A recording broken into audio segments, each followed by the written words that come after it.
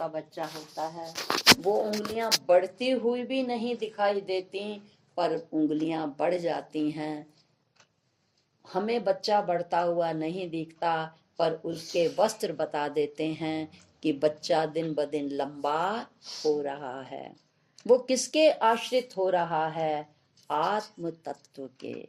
यदि अंदर आत्मा ना हो तो कभी भी नाखून इतने इतने साल, लंका में कहते हैं बहुत सालों की मम्मीज पड़ी हैं, पर क्या कभी किसी ने कहा कि उसके नाखून बढ़ गए या उसके बाल बढ़ गए? एक आत्म तत्व से जब तक शरीर जुड़ा रहता है, उस आत्म सत्ता से, तत्व से नहीं सत्ता से, जब ये शरीर जुड़ा होता है तो इसकी इंद्रियां विकास को प्राप्त होती हैं। तो वही कह रहे हैं कि गोवर्धन का क्या अर्थ है? गोवर्धन पूजा कि इन इंद्रियों को बढ़ाने वाला कौन है?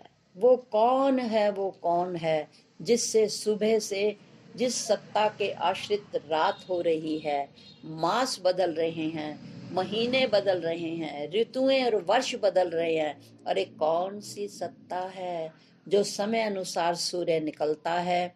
सर्दियों में कैसा है?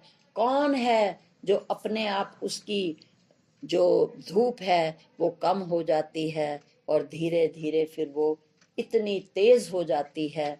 कभी भी सूर्य कम रोशनी से उसकी बढ़ गई हमें पता नहीं लगता। सुबह सूर्य पूरब में निकलता है और जब हम शाम को काम करके घर लौटते हैं या जब शाम को काम कर लेते हैं तो हमें पता ही नहीं लगता कब सूर्य मध्य में आ गया।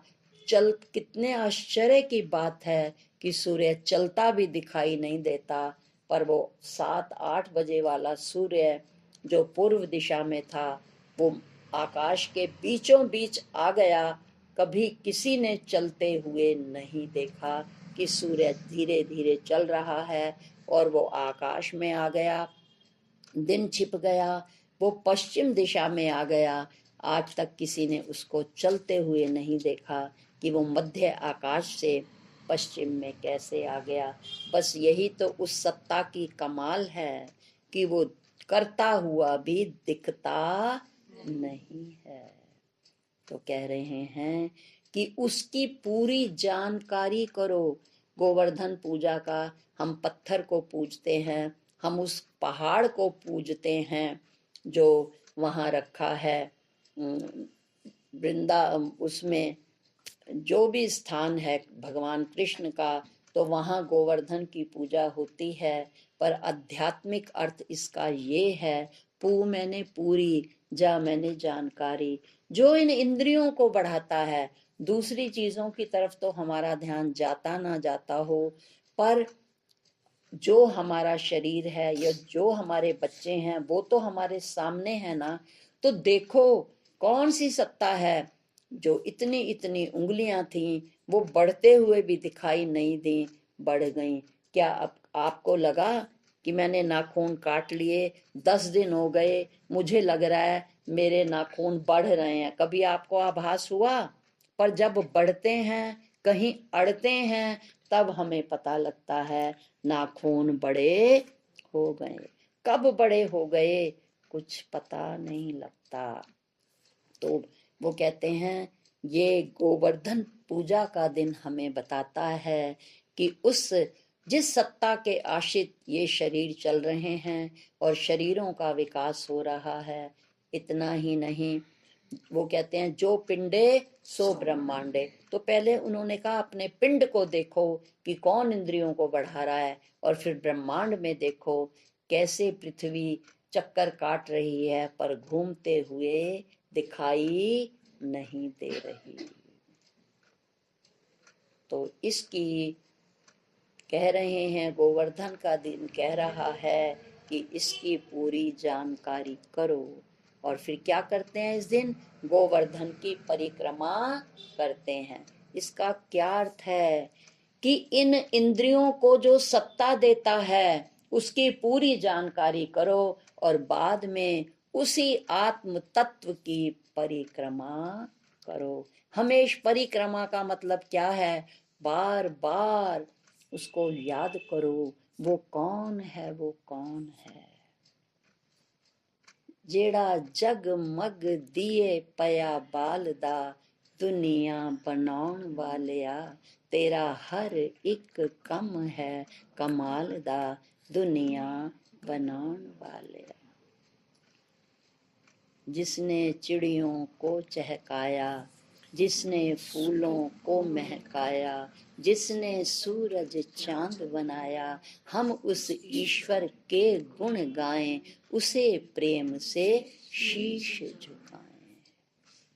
तो ये बता रहा है, गोवर्धन का दिन बता रहा है कि पहले तो इसका एहसास करो कि जिसकी सत्ता से हर चीज आगे बढ़ रही है। फिर जब इसका एहसास हो जाए कि वो तत्व है, वो सत्ता है, वो आत्म सत्ता है, ब्रह्म एव इदम सर्वम, तो जब उसका एहसास करोगे, पूरी जानकारी आपको मिल जाएगी। तो जिसको जब पूरी जानकारी हो जाती है ना, तो फिर वो उसके हर समय परिक्रमा का मतलब है वो याद करता है। जिस चीज को भी देखता है वो कहता है इसमें कौन है, इसमें कौन है। जैसे स्वामी राम तीरथ जा रहे थे, बहुत बार हमने इस विषय पर विचार भी किया है कि जा रहे हैं और एक छत पर बहुत सुंदर सौंदर्य है नारी का, वो देख रहे हैं और तुरंत वो वहीं स्थिर हो गए उनकी पुतलियां। अरे कौन है जिसने इसकी इतनी सुंदर आंखों को बनाया, अरे इसके कितने सुंदर बाल हैं, कब ईश्वर ने बैठकर इसके सुंदर बालों को, सुंदर आंखों को, गोरे चेहरे को, पतली नाक बनाई होगी। और वो बस उसमें ही लीन हो गए। और संसारी की दृष्टि तो भौतिक पदार्थों पर और सीमित होती है। और जब उस नारी ने देखा कि ये व्यक्ति बार बार मुझे देख रहा है, तो उसने अपने पति को जब शिकायत की, वो नीचे उतरे, उन्होंने उन्हें बुरा भला कहा। तो उन्होंने क्या कहा? ना मैं इसको, ना इसके रूप को देखता हूँ, मैं तो इसके बनाने वाले के नूर को देखता हूँ। संसार की दृष्टि बाह्य होती है, पर जिसकी आत्म दृष्टि होती है वो सब में वही देखता है। और रामकृष्ण परमहंस जी का उदाहरण है। उन्होंने कहा आज मन है खाने का, जलेबी और कचौड़ी कलकत्ता की प्रसिद्ध हैं। जैसे ही शिष्यों को पता लगा और वो लेकर के आए, और उन्होंने जैसे ही उस जलेबी को देखा, उसमें रस टपक रहा था और उन्हें याद आ गया, रसा वसौ सा पुरुषा। अरे वो पुरुष, वो आत्म तत्व, वो सत्ता रस में है। हर चीज में उसका रस टपक रहा है। पौधे को हाथ लगाओ, किसी में दूध है, किसी में गीली गीली गोंद है, किसी में तरलता है, हर चीज में रस ही रस है।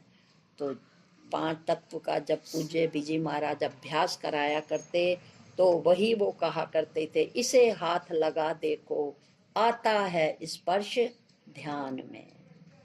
तो वो इसका अभ्यास कराया करते। हाथ नाक से सूंघ के देखो, गंध है इसमें भरा। तो बीजी जब इन पांच तत्वों का अभ्यास कराते, तो वो यही कहा करते थे कि एक चेतन और अव्यक्त सत्ता सबको शक्ति दे रही है और उसी से सब संचालित हो रहा है।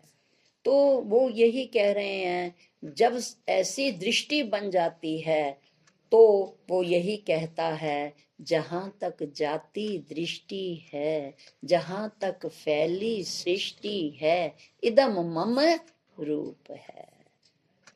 पहले ईश्वर का कहते हैं, फिर पहले अनेक से दो में आए, एक तू और एक मैं, एक ईश्वर एक जीव, एक जीव और ब्रह्म, नर और नारायण, जगत और जगदीश।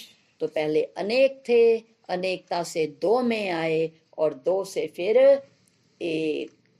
सो अहम, अहम सो, जो तू है सो मैं हूँ, जो मैं हूँ सो तू है। तो कहते हैं जिसकी दृष्टि ऐसी बन जाती है तो वह एक उस सत्ता के अलावा, एक चेतन तत्व के अलावा वो कुछ और नहीं देखता। यही है परिक्रमा करना। तो कहते हैं एक सच्चा साधक जब ज्ञान प्राप्त कर लेता है, यथार्थ ज्ञान जब उसे मिल जाता है, तो वो चाहे चींटी हो, चाहे हाथी हो, चाहे कुछ भी किसी भी योनि का पशु पक्षी हो, तो वो उसमें आत्म तत्व देखता है। जैसे एक बार पहले भी बताया गया था कि विजय महाराज अपने गार्डन में बैठे थे और वो गिलहरी को टुकर टुकर कुछ अनार खाते हुए देख रहे थे।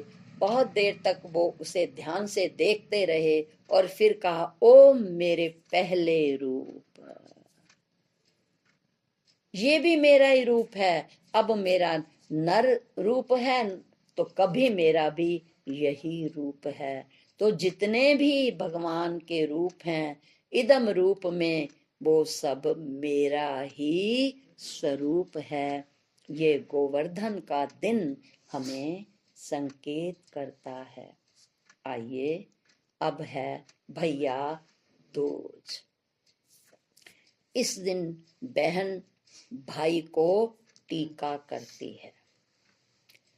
तो ये दिन हमें क्या बताता है कि जब सब हमने जान लिया ये सब मेरा रूप